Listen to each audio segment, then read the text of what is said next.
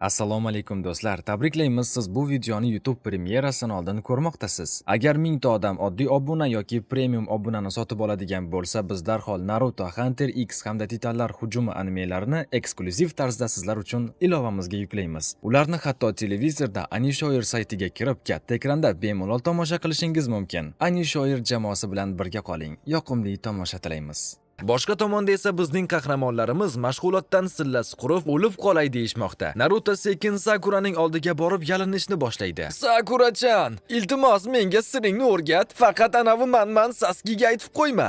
Buni chetdan kuzatib turgan Sasuke'ning ensasi qotadi. Kakashi ustoz esa Narutoni kuzatib ichida shokda edi. Bu bolaning chakrasi shunchalik ko'pki, hatto men va Sasuke'nikini ham qo'shib hisoblaganda ham undan oshib ketadi. Ayni paytda esa ko'prik qurilishi qizg'in davom etmoqda. Sakura esa usta Tadzunani qo'riqlab zerikib o'tiribdi. Shu payt usta Tadzuna Sakuraning oldiga kelib, "Hoy, qizaloq, anavi ikkita to'polon sheriklaring qayerda qoldi?" deb so'raydi. Sakura g'urur bilan, "Ular hali ham daraxtga chiqishni eplay olmay sarson. Men esa mashg'ulotni birinchilardan bo'lib tugatganim uchun Kakashi ustoz meni sizni qo'riqlash uchun yubordi", deydi. Buni eshitgan Tadzuna qotib kuladi.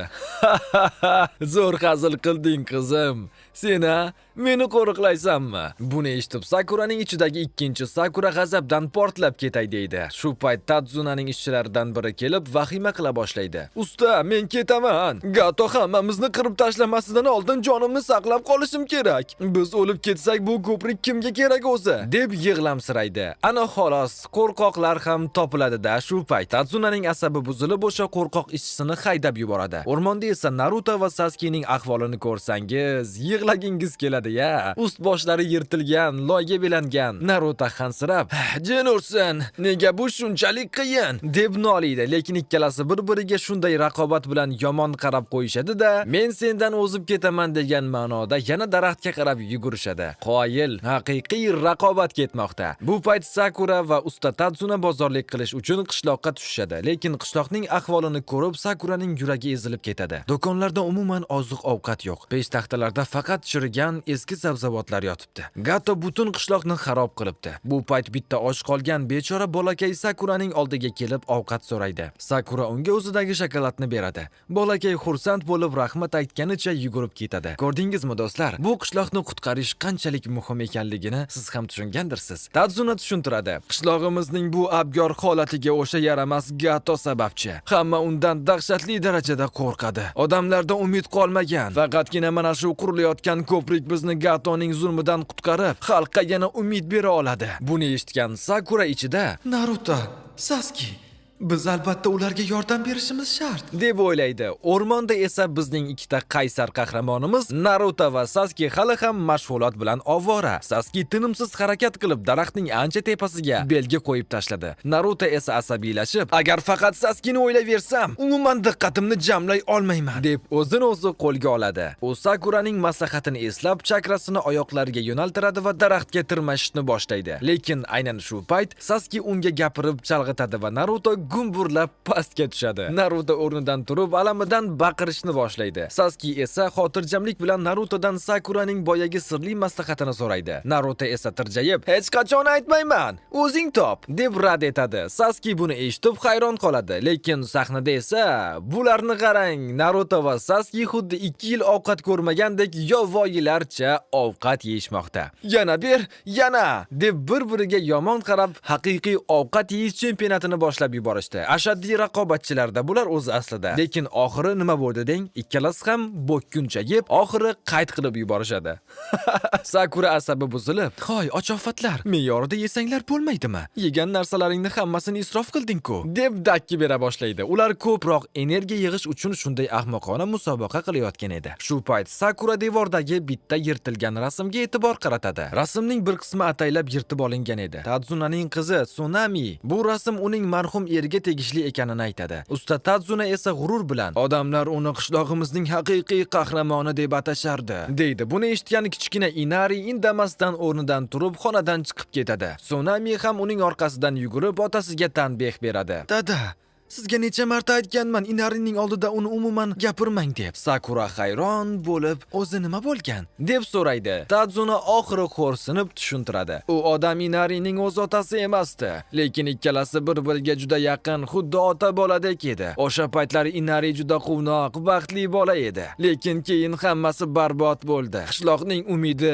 jasorati, hammasi o'sha fojiadan keyin chilparchin bo'ldi. Keyin usta Tadzuna bundan naq 3 yil oldingi dahshatli voqeani so'zlab beradi. O'shanda qishloqdagi bezori bolalar Inarini rosa masxara qilib qiynashardi. Ulardan biri Inarining kuchugini shartta chuqur suvga irg'itib yuboradi va ustidan kulib, "Qani, kuchugingni yaxshi ko'rsang borib qutqarib olchi", deydi. Lekin bechora Inari suvdan dahshatli darajada qo'rqadi. Suzishni umuman bilmasdi. Shuning uchun joyida qotib qoladi. Shu payt bitta yaramas bola uni orqasidan itarib suvga tushirib yuboradi. Kuchukcha amallab Inarining oldiga suzib keladi, lekin Inari o'zini yo'qotib qo'yib suv tubiga cho'kib keta boshlaydi. U ko'zini ochganda esa o'zini Kaiza ismli notanish, lekin juda mehribon bir yigitning yonida ko'radi. Inari hayron bo'lib, "Meni siz qutqardingizmi?" deb so'raydi.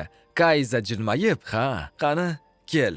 Oldin ovqatlanib olaylik", deydi va unga shunday oltin so'zlarni aytadi. Agar kimnidir rostdan ham yaxshi ko'rsang, o'z joningni xavf ostiga qo'yib bo'lsa ham uni himoya qilishing shart. Sen kuchugingni qutqarishing kerak edi. Ma'lum bo'lishicha, Kaiza boshqa davlatdan o'z orzularini ro'yobga chiqarish uchun kelgan oddiy baliqchi ekan. Ular juda tez til topishib ketishdi. Inari o'zining haqiqiy otasini bilmagani uchun Kaizani o'z otasidek ko'ra boshladi. Tez orada Kaiza ularning oila a'zosiga aylana boshladi. Lekin qishloq dushmanlar hujumiga uchragan Kaiza aslo orqaga chekinmadi. U o'z xalqini himoya qilish uchun mardlarcha o'z jonini fido qildi. O'sha kundan boshlab u butun qishloqning afsonaviy qahramoniga aylanadi. Lekin afsuski, bu tinchlik uzoqqa cho'zilmaydi. Qishloqqa o'sha yovuz Gato bostirib keladi va hammasini dahshat o'chog'iga aylantiradi. Faqatgina Kaiza o'sha yovuz Gatoga qarshi turishda mardlik topa olgan edi. Lekin Gato uni to'xtatish uchun yollanma qotillarni yubordi va bechora Kaizaning qo'llarini shafqatsizlarcha kesib tashlashdi. Eng dahshatlisi, butun qishloq xalqi, hatto kichkina Inari ham bu qonli manzarani shunchaki tomosha qilib turishga majbur bo'ldi. Kaizani hammaning ko'z o'ngida qatl qilishdi. O'sha mash'um kundan keyin Inarining yuragi muzladi. Butun qishloqning umidi so'ndi. Endi esa hozirgi vaqtga qaytamiz. Naruto o'rnidan turishga harakat qiladi, lekin madori qurib gumburlab yiqilaveradi. Kakashi ustoz unga, "Naruto, shuncha dahshatli mashg'ulotdan keyin ozgina dam olishing kerak", deydi. Lekin bizning qaysar qahramonimiz ko'narmidi? "Yo'q, Kakashi sensei, men bu dunyoda haqiqiy qahramonlar borligini albatta isbotlayman", deb baqiradi. Boshqa tomonda esa qiziq voqea. Zabuzani qutqarib qolgan o'sha sirli niqobli ninja, ya'ni Hakuni ko'ramiz. U sochini yoyib yuborganda, oho, xuddi go'zal qiz bolaga o'xshab qolibdi-ku. Haku o'rmonda uxlab yotgan Narutoni ko'rib qoladi va "Bu o'sha ninja-ku", deb tanib uning oldiga keladi va qo'lini uzatadi. Bu paytda esa qolganlar Narutodan qattiq xavotir olayotgan edi, chunki u tuni bilan uxlamasdan tinimsiz mashq qilganda, hatto bizning sovuqqon Saskimiz ham chiday olmay, uni qidirgani o'rmonga yo'l oladi. O'zicha yana "Men shunchaki aylanib kelaman, uni qidirayotganim yo'q", deb bahona qilib qo'yishini aytmaysizmi? O'rmonda esa Haku uxlab yotgan Narutoning bo'g'ziga qo'l cho'zadi. Nahotki uni bo'g'ib o'ldirmoqchi bo'lsa? Lekin yo'q, u shunchaki Narutoni ohista turtib, "Uyg'on bolakay, bu yerda yotsang shamollab qolasan", deydi. Naruto ko'zini ochib, tepasida turgan go'zal qizni ko'rib, yuzlari qizarib ketadi. "Iye, siz kimsiz? Bu yerda nima qilyapsiz?" deb duduqlanadi. Shu payt Haku o'zining bolaligini, o'sha qorong'u o'tmishini eslaydi. Kichkina bechora Haku ko'cha chetida och nahor, kimsasiz o'tgan paytlari odamlar unga yordam berish o'rniga oldiga axlat tashlab ketishardi. Qanday shafqatsiz dunyo bu. Va aynan o'sha umidsiz kunlarda uning oldiga Zabuza kelgan edi. Haku xotiralaridan qaytib Narutoga qarab shunday chuqur ma'noli gap aytadi. "Bilasanmi, insonning hayotida u uchun jonidan ham aziz bo'lgan, himoya qilish kerak bo'lgan kimdir bo'lsa, ana shundagina u haqiqiy, yengilmas kuchga ega bo'ladi." Buni eshitib Naruto chuqur o'yga toladi. U Iruka senseyni, o'zining do'stlarini eslab, "Ha, siz 100% haqsiz", deb jilmayadi. Haku o'rnidan turib ketishga chog'lanadi va ketayotib shunday deydi: "Aytgancha, men qiz bola emas, o'g'il bolaman." "Nima? O'g'il bola? Bu nima degan gap?" Naruto shokda qotib qoldi. "Men ham hayratdaman do'stlar, yoqa ushlayapman. Axir u Sakuradan ham chiroyliroq-ku. Qanaqasiga o'g'il bola bo'lishi mumkin?" Haku o'rmon bo'ylab ketayotganda uni qidirib kelgan Sasuke bilan to'qnashib qoladi. Sasuke uning yo'lidan o'tayotganda dahshatli sovuq bir chakrani his qiladi. Qani? Bu yog'i nima bo'lar ekan?" Naruto o'ziga kela olmay, hayotimda g'alati narsalarni ko'p ko'rganman. Masalan, Sasuke'ning basharasini, lekin bugungisi o'tib tushdi-ku, deb o'zicha g'ulduraydi. Boshqa tomonda esa Kakashi ustoz va Sakura o'rmon bo'ylab Narutoni qidirib yurishgan edi. To'satdan ularning oldiga bitta kunay uchib tushadi. Tepaga qarashsa, qaranglar, Naruto daraxtning naq uchiga yetgan eng baland shoxiga chiqib olibdi-ku. Sakura hayratdan qotib qolib, qoyil. Bu omadsiz bola qanday qilib shuncha balandga chiqdi ekan-a? deb o'ylaydi. Naruto g'urur bilan o'rnidan turmoqchi bo'ladi-yu, ana xolos muvozanatni yo'qotib pastga qarab uchadi. Kakashi va Sakuraning yuragi yorilaydi deydi, lekin Naruto shartta oyog'i bilan shoxga osilib olib, teskari qarab tirjayadi. Shunchaki hazillashdim. Qo'rqib ketdilaringmi? Sakura asabi buzilib, ahmoq bola, nega bunaqa qilyapsan? Bizni xavotirga qo'yding-ku, deydi, lekin uning ichida ikkinchi Sakura umuman boshqa narsani o'ylayotgan edi. Seni o'z qo'llarim bilan bo'g'ib o'ldiraman, ahmoq Naruto, deb faryod qilardi.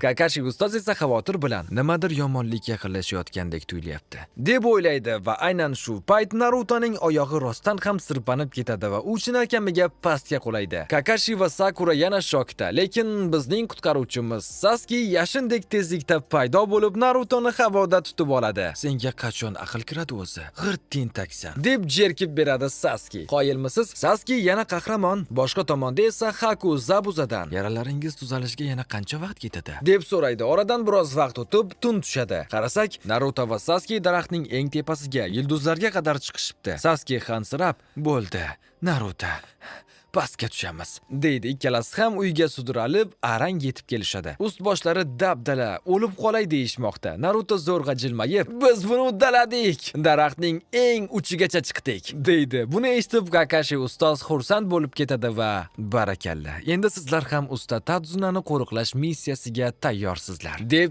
e'lon qiladi. Lekin Inari g'azabdan yorilay deb baqiradi. "Nima qilsanglar ham Gatoning dahshatli armiyasini yenga olmaysizlar. Zaiflar hech qachon kuchlilar yenga olmaydi. Sizlarning bu mashg'ulotlaringiz bitin. Sizlar haqiqiy og'riq nimaligini bilmaysizlar. Faqat tirjayib yurasizlar." Buni eshitib Narutoning asabi qaynaydi va boplab javob qaytaradi. "Xo'p, unda butun umr shunda yig'lab, nolib o'tiraver.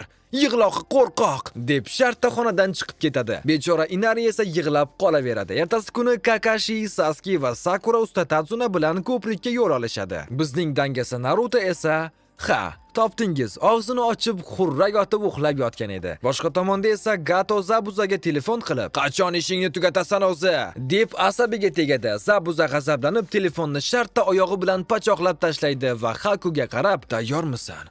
Qani ketdik", deydi. Nihoyat Narutoning ko'zi moshdek ochiladi va "Meni tashlab ketishibdi-ku", deb vahimaga tushadi. Darrov kiyinib ko'prik sari yuguradi, lekin yo'lda qandaydir g'alati narsani ko'rib to'xtab qoladi. Bu paytda Kakashi va usta Tadzuna ko'prikka yetib kelishgandi, lekin u yerdagi manzarani ko'rib shokda qotib qolishadi.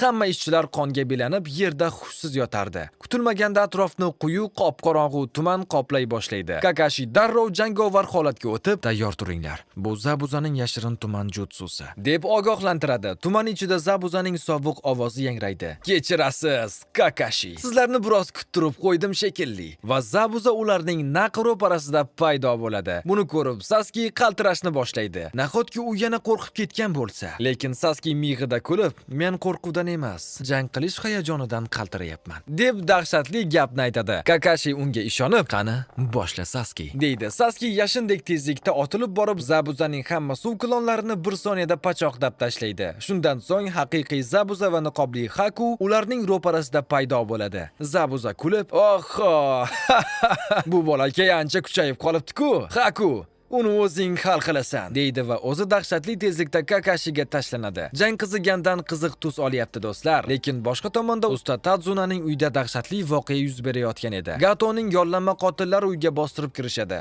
Hojatxonada yashirinib o'tirgan kichkina Inari onasining dahshatli qichqirig'ini eshitib qoladi. U yugurib chiqsa, yovuz qotillar uning onasini asirga olib pichoq tirab turishgan edi.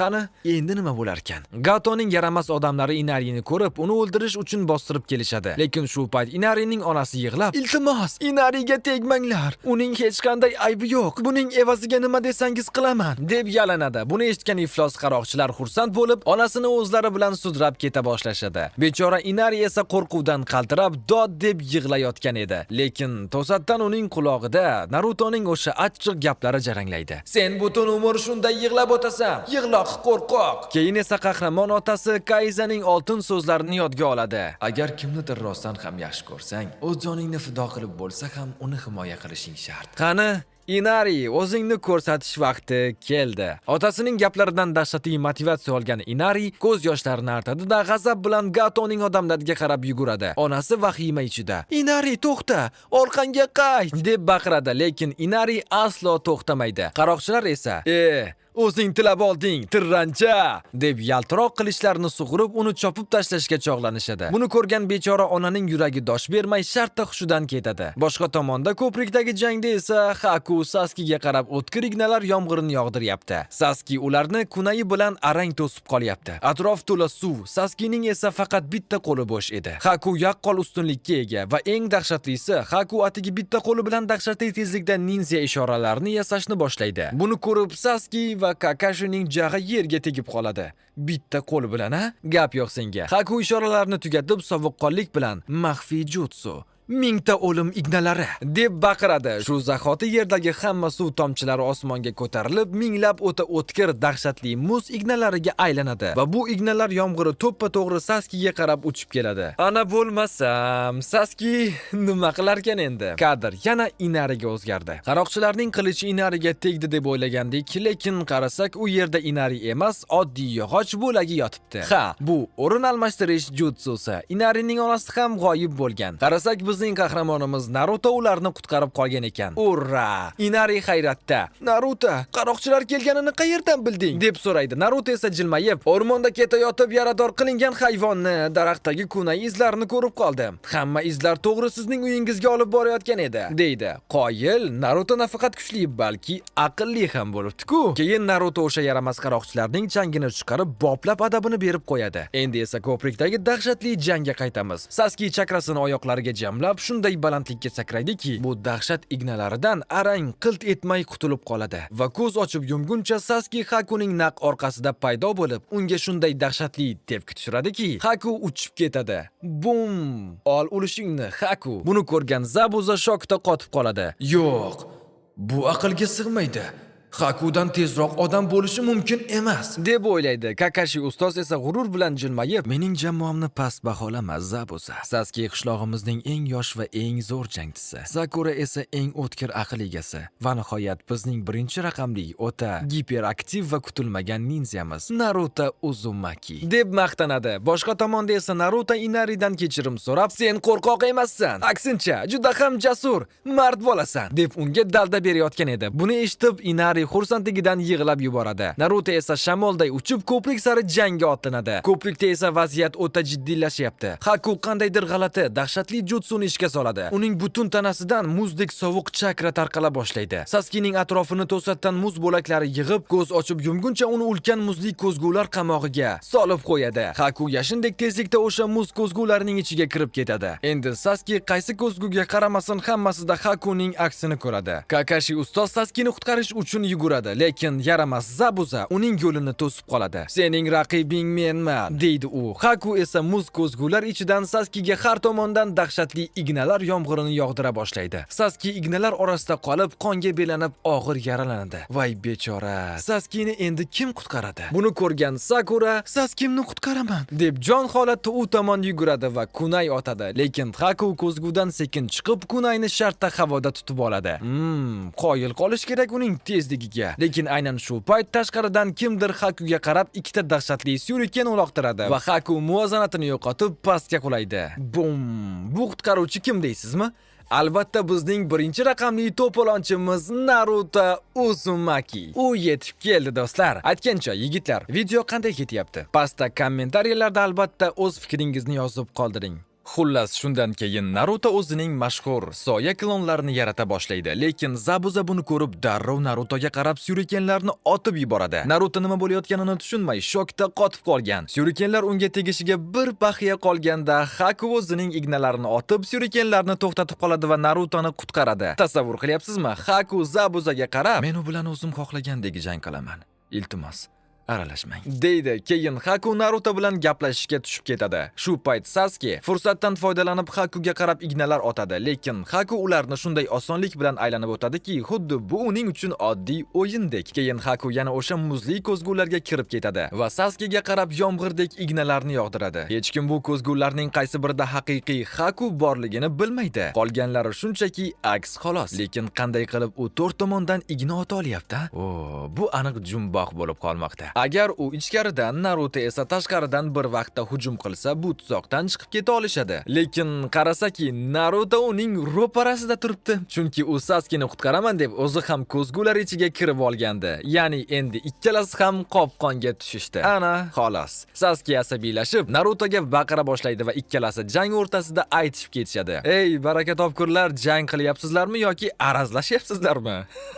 Sasuke muzni eritish uchun olovli shar jutsusini ishlatadi, lekin muzga umuman ta'sir ham qilmaydi. Haku esa ularni rosa do'pposlab, yomon ahvolga solib qo'yadi. Narutoning jahli chiqadi, yana soya klonlarini yaratadi va Hakuga tashlanadi. Lekin Haku shunchalik tezki bir ko'zgudan ikkinchisiga kirib o'tib, Narutoning hamma klonlarini bir soniyada yo'q qilib tashlaydi. Tezlikni qarang. Haku ularga aytadiki, u aslida faqat bitta ko'zguda turibdi, lekin tezligi shunchalik yuqoriki, ko'zgular orasida yashindek harakat qilib, ularga har tomondan hujum qila olyapti. Uning aytishicha, uning tezligi oldida hamma narsa sekinlashib, xuddi sekinlashtirilgan kadrlardek ko'rinar ekan. Buni eshitgan Kakashi hayratda qoladi. "Yo'q, bu Kakkei Ginkai-ku. Bu shunday maxsus texnika yoki kuchki, u faqat ma'lum bir klan a'zolarida tug'ma bo'ladi. Xuddi Kakashining Sharingani kabi. U ham faqat Uchiha klaniga xos va qondan qonga o'tadi. Xuddi shunday chakradan muz yaratish ham Hakuning qonidagi maxsus qobiliyat. Shuning uchun Kakashi bu jutsuni nusxalay olmaydi, chunki uning DNKsida bunday kuch yo'q." Naruto esa qonga belangan holda,